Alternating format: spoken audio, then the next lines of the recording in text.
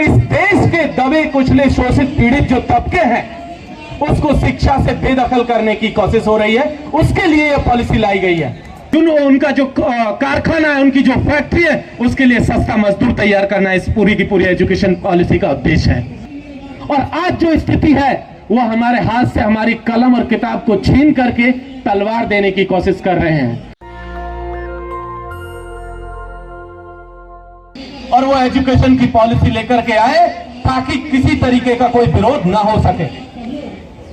उन्होंने सिर्फ एजुकेशन का ही पॉलिसी लेकर नहीं आए, वो मजदूरों को लेकर के भी पॉलिसी लेकर के आए थे ताकि किसी तरीके का विरोध उन्हें नहीं झेलना पड़े। और जब वो पॉलिसी का ड्राफ्ट लेकर के आए, उन्होंने कहा न्यू एजुकेशन पॉलिसी, लेकिन हम जानते हैं कि इसमें नया कुछ नहीं है। इसमें अगर कुछ नया है तो ये न्यू एजुकेशन पॉलिसी नहीं, ये न्यू एक्सक्लूजन की पॉलिसी है, जिसके जरिए इस देश के दबे कुचले शोषित पीड़ित जो तबके हैं उसको शिक्षा से बेदखल करने की कोशिश हो रही है। उसके लिए यह पॉलिसी लाई गई है। हम जानते हैं जब वो ये कहते हैं कि इस देश की एजुकेशन का 40% हिस्सा ऑनलाइन पढ़ाया जाएगा, तब समझिए कि इसी देश के राजस्थान में प्रतापगढ़ में पिछले हफ्ते हमने देखा कि अपने आदिवासी बच्चे 10 किलोमीटर पैदल चल करके अपने स्कूल पढ़ने के लिए जा रहे थे। क्या ये एजुकेशन पॉलिसी प्रतापगढ़ के उन आदिवासी बच्चों को स्कूल तक लेकर के जाएगी? हम जानते हैं कि उन्हें ये उनसे उनका विश्वविद्यालय, उनका स्कूल, उनका कॉलेज बहुत दूर लेकर के जाएगी। उनके पास ये एजुकेशन नहीं देने जा रही है। हम जानते हैं कि जब छत्तीसगढ़ में हसदेव के जंगलों को बचाने के लिए आदिवासी लड़ रहे हैं, जब वो अपनी जान बचाने के लिए लड़ रहे हैं, तो ये जानते हैं कि एजुकेशन पॉलिसी उनके बच्चों को शिक्षा देने नहीं जा रही है। हम ये भी जानते हैं कि पिछले महीने जब बजट सत्र चल रहा था, गुजरात विधानसभा में एक एक्ट पास हुआ। उसमें कहा गया कि गुजरात के भीतर एक स्टेट लेवल की यूनिवर्सिटी अडानी के द्वारा स्थापित की जाएगी। उसकी डायरेक्टर मिसेज अडानी, प्रीति शायद उनका नाम है मैडम का, उनका एक बयान छपा था और उन्होंने अपने बयान में कहा था कि इस देश का एजुकेशन का जो सिस्टम है वो इस देश के अनुकूल नहीं है। प्रीति अडानी जी बता रही हैं कि इसका एजुकेशन सिस्टम इस देश की जरूरतों के मुताबिक नहीं है, इसलिए हम लोग यहां पर यूनिवर्सिटी खोलने जा रहे हैं। उसका मकसद होगा कि यहां पर जो है टैलेंट तैयार कर सके, हम लोग एक बहुत बेहतरीन ब्रेन तैयार कर सके। लेकिन हम जानते हैं ये बात कि उनका मकसद टैलेंट तैयार करना या ब्रेन तैयार करना नहीं है। उनका मकसद है कि इस एजुकेशन पॉलिसी के जरिए, उनकी यूनिवर्सिटीज के जरिए, उनका जो कारखाना है, उनकी जो फैक्ट्री है, उसके लिए सस्ता मजदूर तैयार करना इस पूरी की पूरी एजुकेशन पॉलिसी का उद्देश्य है।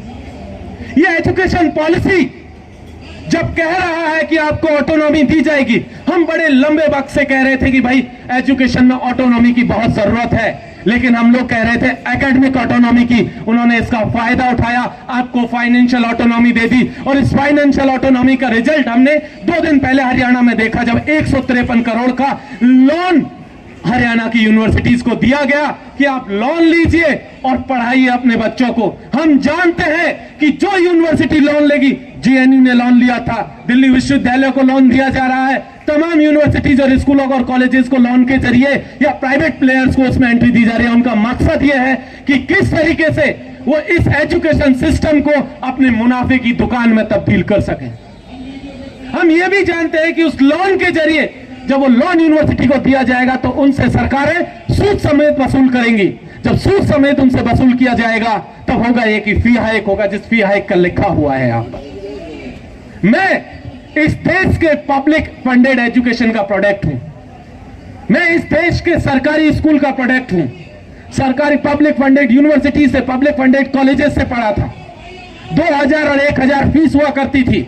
आज की तारीख में दिल्ली यूनिवर्सिटी और दिल्ली के आसपास की तमाम यूनिवर्सिटीज को देखिए, प्राइवेट यूनिवर्सिटीज को, जहां 3 लाख रुपए पर एनम पर ईयर जो है फीस वसूली जा रही है सामान्य तौर पर ग्रेजुएशन करने के लिए। मैं जानता हूं कि मेरे जैसे बहुत सारे लोग, इस देश की 75% से ज्यादा आबादी है जो गरीबी रेखा के नीचे जीवन जी रही है।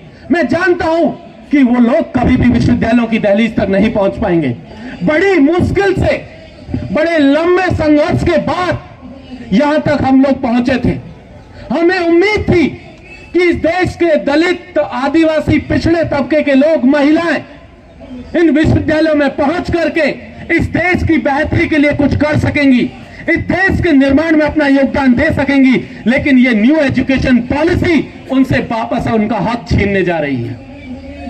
हम सिंपल तौर पर जानते हैं कि न्यू जो एजुकेशन पॉलिसी है, एक्सक्लूजन की जो पॉलिसी है, दरअसल मनुस्मृति का नया रूप है, उसी का नया दस्तावेज है जिसे 21वीं सदी में वापस लाया गया है और इसीलिए इसका विरोध करना जरूरी है।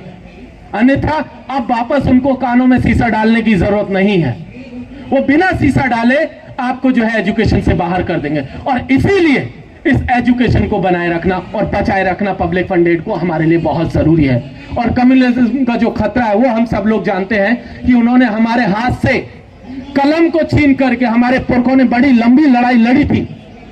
हमारे जो पैतृक काम हुआ करते थे, जो हमारी पैसे वराना जिंदगी थी हमारे पुरखों की, उसे छीन करके हमारे हाथों में कलम और किताब दी थी।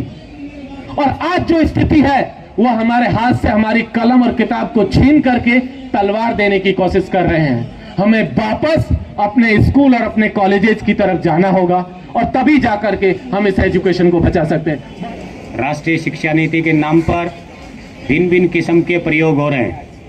ये जो 2 साल आंगनवाड़ी में पढ़ाने का जहाँ तक सवाल है, इसको हरियाणा प्रदेश के अंदर शुरू कर चुके हैं। कि आपसे गुजारिश है कि अगर इसको बचाना चाहते हैं तो नेशनल दस्तक को सब्सक्राइब करने के लिए रेड कलर के सब्सक्राइब बटन को दबाएं, फिर बेल आइकन की घंटी दबाएं।